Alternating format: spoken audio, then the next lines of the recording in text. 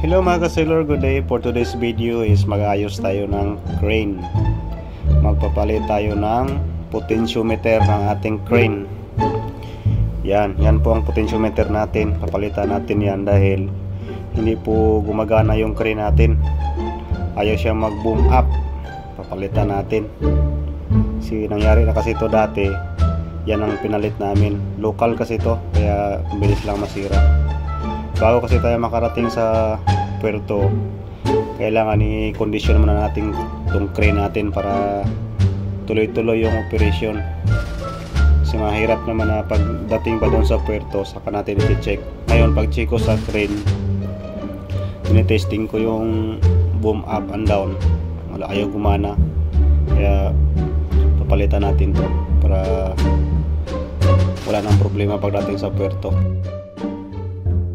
Pasensya na po kayo mga ka-sailor, hindi ko po na videohan kanina nung pagtanggal ko sa itong box na to at saka sa potentiometer dahil nagmamadali po ako kasi malapit na po kaming makarating. Kasi maya maya standby na po kami, kaya inuna ko muna tong crane na i-check patapos makapagpahinga din konti. Mahirap naman na wala tayong pahinga, mawawala na yung kapugian natin dahil sa stress. Kung nakikita nyo mga ka-sailor, binabalik ko tong box, nilagyan ko na ng mga tornilyo. Ngayon binalik ko naman na isa-isa tong mga wirings para sa mga linyada niya.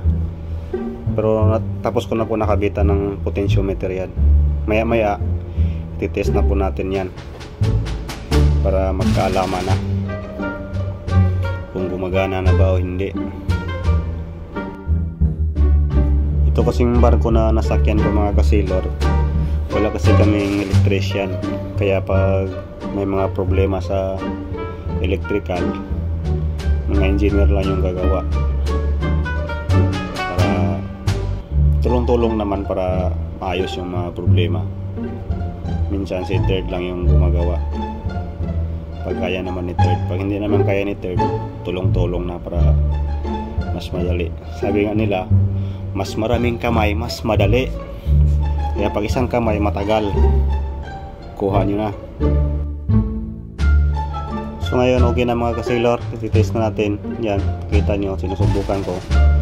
Okay na, gumagana na siya. Yun o. Yan ang pangarga namin. Kasi naka-underway pa kami.